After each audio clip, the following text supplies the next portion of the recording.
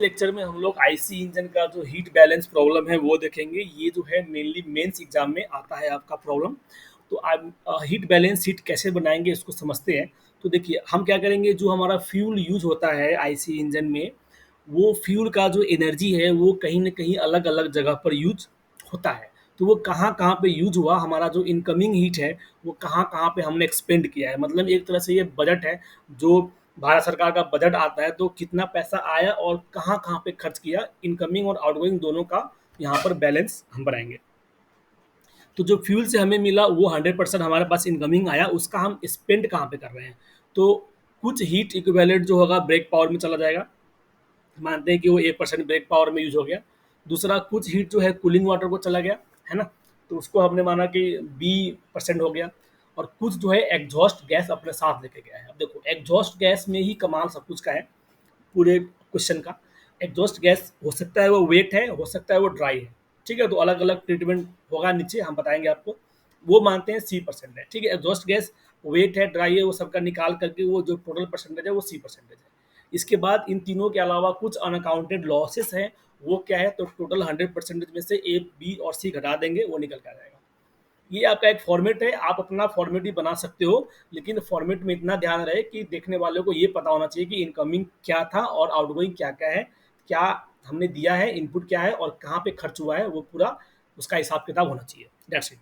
तो हमने यहाँ पे एक कॉलम डाल दिया है कि heat supply by the fuel which is equal to mass of the fuel into calorific value into the efficiency of combustion, है ना, और इसका वैल्यू क्या है और परसेंटेज 100% होगा वो भी डाल दिया हमने। अब ये हीट एक्सपेंडिचर जो आया हमें यहाँ पर वो कहाँ पे खर्च हुआ है, तो ब्रेक पावर में खर्च हुआ है, कितना परसेंट हुआ है ना, कूलिंग वाटर में कितना परसेंट चला गया, एग्जॉस्ट में कितना चला गया, अनअकाउंटेड लॉस कितना है। एग्जॉस्ट में दोबारा मैं बता रहा हूँ कि उसमें ड्राई एग्जॉस्ट भी हो सकता है, ड्राई एग्जॉस्ट गैस का लॉस, है ना, बाई स्ट्रीम वगैरह। देखो इसमें ना एक कॉलम डाल देना, ये परसेंटेज है। अब उसमें तुम चाहो तो अपना यूनिट देख लो क्या देना चाहते हो।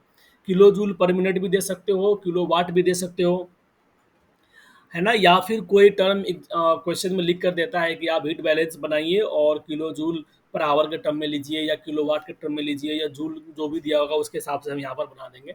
ठीक है, आइए हम बात करते हैं ब्रेक पावर कैसे निकालेंगे। तो ब्रेक पावर हम लोग पहले ही पढ़ चुके हैं, पावर यानी कि टॉर्क इंटू ओमेगा हो गया, यानी कि टॉर्क कैसे निकलेगा, तो फोर्स इंटू डिस्प्लेसमेंट, यानी F into R into omega हो गया। ठीक है, ये फोर्स कहाँ से आएगा, स्प्रिंग बैलेंस अगर दिया होगा तो डब्ल्यू माइनस डब्ल्यू स्प्रिंग, ठीक है, जो भी फोर्स लग रहा होगा उसमें से स्प्रिंग फोर्स माइनस कर देंगे तो फोर्स आ गया। आर दिया होगा रेडियस, ठीक है, वो रेडियस दिया होगा। और कभी कभी क्या होगा कि आपको रेडियस कैसे निकालेंगे, तो देखो रेडियस निकालने का तरीका भी है। ड्रम के ऊपर से एक रोप जा रहा होता है, ठीक है,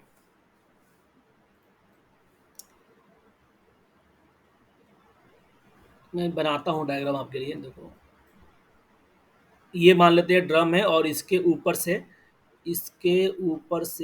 ये जो है ये क्या है, ये ऊपर से क्या आपका रोप है, ठीक है।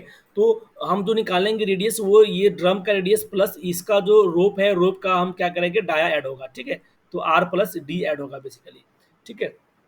ये निकल के आ गया। तो इस तरह से हम क्या करेंगे, आर निकाल लेंगे और ये हमारा क्या हो जाएगा, F W minus W spring हो जाएगा, ठीक है। और ओमेगा क्या होगा, तो omega will be 2 pi n/60 हो जाएगा। और एन क्या है हमारे यहाँ पर, N is number of revolution per minute में लेना है हमें।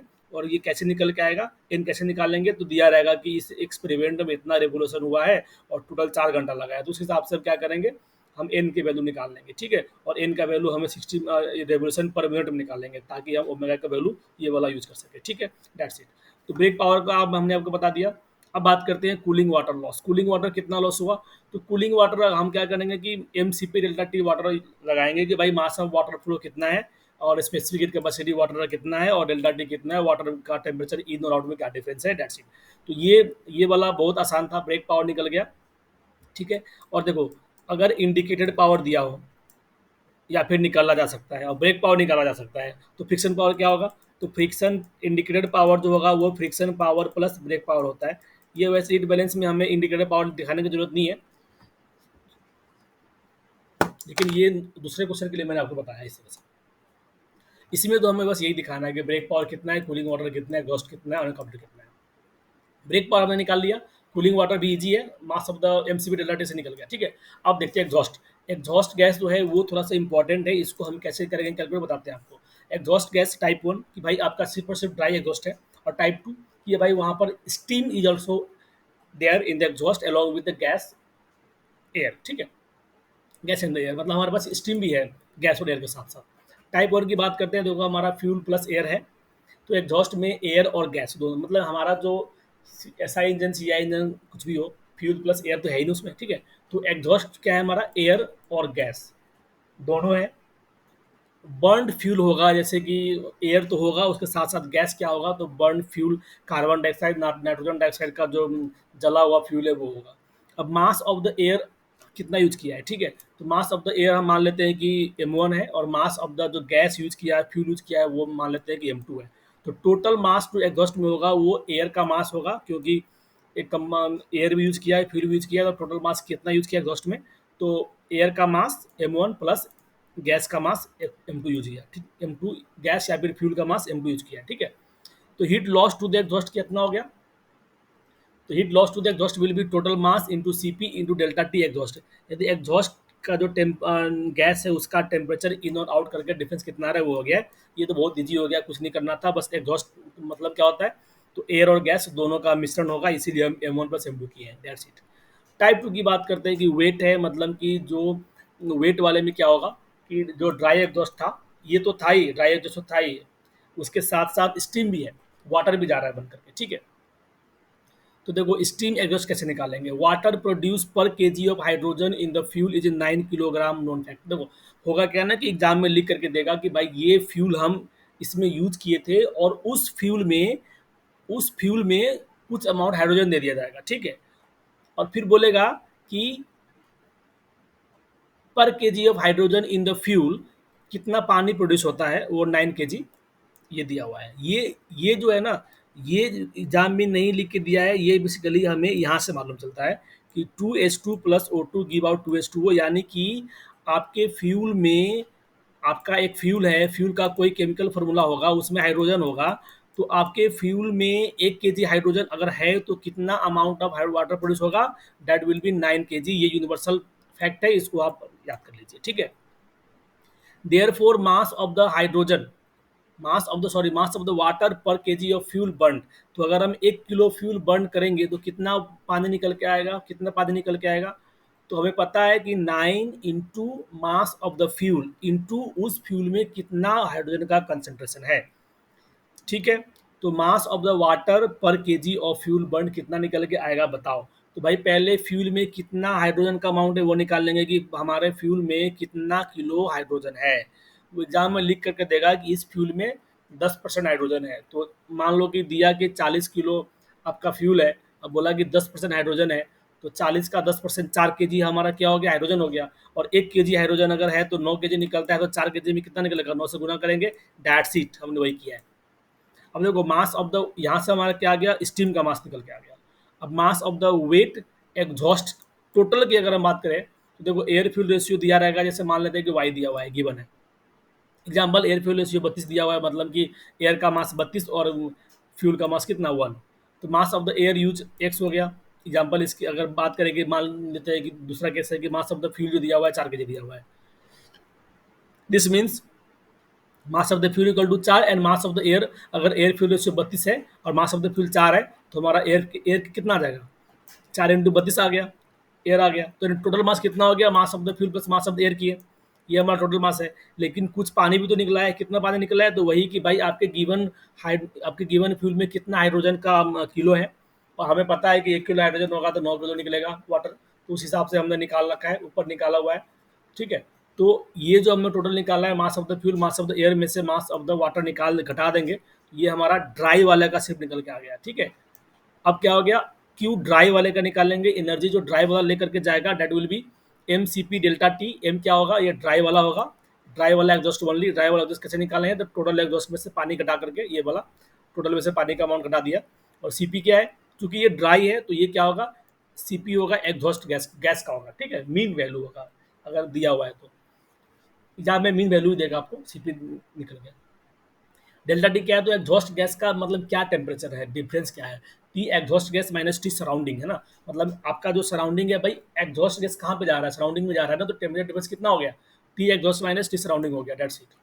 अब क्यू वेट क्या हो गया, अब वेट क्या है भाई, वेट क्या है आपका, जो वाटर है ना, वाटर वेट हुआ है, तो वाटर का हमें निकालना पड़ेगा, थर्मोडायनेमिक यूज करना पड़ेगा, assume steam by super heated with the, हम हमें मानना पड़ेगा कि जो पानी जो गया है, जो मोइस्ट फॉर्म में गया है, जो वेट है, वो एक सुपर हीटेड कंडीशन में गया है, ठीक है। तो यानी कि जो हमारा टेम्परेचर एग्जॉस्ट का होगा that may be in the super heated state, generally होता ही है भाई, 100 डिग्री तो है सेचुरेशन वाला पानी के लिए, 100 से ज़्यादा है तो सुपर हीटेड कंडीशन में है। और प्रेशर कितना एटमोस्फेरिक है, तो एटमोस्फेरिक प्रेशर पे ये वाला लाइन हम देखेंगे, स्टीम में कितना हीट है, तो जो हमें हीट सप्लाई किया है मास में से सेंसिबल घटाओ, ठीक है, यानी कि mass in heat supplied minus sensible. भाई ये बताओ कि सुपर हीटेड स्टीम का कितना एंथैल्पी होता है, सुपर हीटेड स्टीम का एंथैल्पी कितना है, तो ये हमारा सुपर हीटेड स्टीम है, इसके निकालने के लिए ये निकालना पड़ेगा हमें, एम मान लेते इनिशियल कंडीशन यहाँ पर था, तो M C P delta T plus latent heat into mass plus M C P delta T, वही किया है भाई, M C P delta T C P of the water, liquid region में क्या है, C P of the water use करेंगे। और delta T अगर हम बात करेंगे तो डेल्टा टी क्या है, तो भाई पहले ये वाला 100 पर होता है ना इसका फेज चेंज, तो 100 रीच किया और रूम टेम्परेचर पे कितना था, रूम टेम्परेचर कितना है वो हमने ले लिया, सराउंडिंग टेम्परेचर नहीं, रूम टेम्परेचर लिया है, ठीक है, प्लस मास इंटू लेटेंट, यानी कि अब इसका लेटेंट टेम्परेचर कितना होता है, तो भाई 2250, 2500, 2250 कुछ दिया होगा एग्जाम में, वो ले लेना। और ठीक है, ये क्या है, हमारा मास ऑफ द स्टीम है जो हमने ऊपर निकाल रखा है, ये क्या है मास ऑफ द स्टीम है, ये क्या है मास ऑफ द स्टीम है, और ये क्या है सीपी, सीपी अब इस साइड में जाएंगे तो सीपी गैस का लेना पड़ेगा, ठीक है। और डेल्टा टी क्या है, तो एग्जॉस्ट गैस जो ये वाला टेम्परेचर है में से घटाना पड़ेगा 100, यहाँ पर क्या था 100 था, यहाँ पर क्या एग्जॉस्ट गैस का टेम्परेचर है, ठीक है। तो इसमें याद रखना है कि जो डेल्टा टी होगा delta delta exhaust gas temperature minus surrounding का टेम्परेचर, ड्राई के लिए क्योंकि वो सराउंडिंग में फेंक रहा था। और यहाँ पर क्या है कि हमें जो इनिशियल वाला जो कंडीशन होगा that is 100 minus room temperature, फिर रूम टेम्परेचर से कहाँ चला गया, एग्जॉस्ट गैस तक गया, ठीक है। वो इस तरह से हमने किया है। तो ये सुपर हीटेड वाला कंडीशन निकल के आ गया, या यहाँ वाला एंथैल्पी निकल के आ गया, ये निकल के आ गया। इसमें से हमें सेंसिबल वाला घटाना है, ठीक है, सेंसिबल वाला घटाना है, मतलब कौन सा घटाना है, H sensible equal to M C P room temperature, मतलब कि M C P room temperature कम करना है। अब देखो यहाँ पर ना सेंसिबल रूम वाले में M C P delta T नहीं है, एम सी पी रूम है, एब्सोल्यूट टेम्परेचर है, ठीक है, एब्सोल्यूट हीट है। तो वो कितना है, मान लेते हैं कि रूम टेम्परेचर हमारा 280 केल्विन दिया हुआ है, तो एम सी पी इंटू 280, तो वो उस तरह से अब क्या करें, घटा देंगे, हमारा आंसर आ जाएगा। पहले टोटल हमने यहाँ तक का निकाला और वहाँ से इस वाले पॉइंट का हमने घटा दिया, तो हमारा कितना आ गया, ये एच सेंसिबल आ गया, ठीक है। तो एच सेंसिबल घटा देंगे, सुपर डेरिवेटिव से हमारा क्या आ गया, क्यू वेट वाला निकल के आ गया, क्यू वेट वाला निकल के आ गया, ऊपर हमने क्यू ड्राइव वाला निकाला था, दोनों हो रहा है तो ऐड कर देंगे, ठीक है। तो वही है। अब देखो कुछ और बात आपको बताते हैं कि calorific value of the fuel, calorific value of the fuel मान लो कि 32 mega joule per metre cubic दिया हुआ है, लेकिन बोल के दिया कि एड एनटीपी है, एनटीपी मतलब नॉर्मल टेम्परेचर प्रेशर, ठीक है। यूनिट एनटीपी, एनटीपी का मतलब हो गया आपका pressure is 1 atmospheric and temperature is 25 degree Celsius, sorry temperature is 273 kelvin, okay. तो एनटीपी केस में क्या हो गया, 273 केल्विन है और प्रेशर 1 एटमोस्फेरिक है, ये आपको याद होना चाहिए। यानी कि इस वाले कंडीशन में सीवी इतना है पर मीटर क्यूबिक, ठीक है। अब देखो वॉल्यूम एनटीपी कैसे निकालोगे, तो भाई P V by T equal to P V by T, P V equal to N R T ना, वहीं से P V by T equal to P by T. तो हमारा गिवन एटमोस्फेरिक कंडीशन वाला पी बाई टी और NTP वाला P by T दोनों बराबर होगा, ठीक है। तो एनटीपी में कितना होता है प्रेशर, 1 एटमोस्फेरिक प्रेशर, और एटमोस्फेरिक में भी एटमोस्फेरिक प्रेशर, तो पीपी मान लो खत्म हो गया, तो क्या बचा, volume at NTP is equal to temperature at NTP बटा N T atmospheric into B atmospheric. आपको ये वाला इक्वेशन यूज करना है, मैं बस इतना बताना चाह रहा हूँ। तो मास ऑफ द एयर और gas etcetera also eight NCP. अब हमें क्या होगा कि मास ऑफ द एयर या फिर गैस दिया रहेगा, एनटीपी में ही दिया रहेगा, तो either mass of the air equal to density into volume at the NTP, और mass of the gas equal to PV by R T, कुछ से भी निकाल लो। If density of air is given PV equal to M R T, if rho gas is not given then we use this, okay. तो NTP में दिया रहेगा, normal condition में हमें निकालना होता है, याद रहे, एक चीज़ आपको एनटीपी में दे रहेगा, दूसरा उस पर दे रहेगा, तो आप एटमोस्फेरिक पर लेकर के आइए सभी चीज़ों को, ठीक है। तो ये सब सारा निकल जाएगा हमारा हीट बैलेंस। फिर क्या करेंगे, इस वाले फॉर्मेट में पुट कर देंगे कि बीपी कितना निकला है, भाई सब 12 वाट निकला, जितना निकला वहाँ डाल दो, कूलिंग वाटर में कितना एनर्जी खत्म हुआ, एग्जॉस्ट गैस में कितना खत्म हुआ, बाकी 100 में से घटा के यहाँ डाल दो, अनअकाउंटेड लॉस हो जाएगा। दैट्स इट, ये लेक्चर हमने खत्म किया यहाँ पर।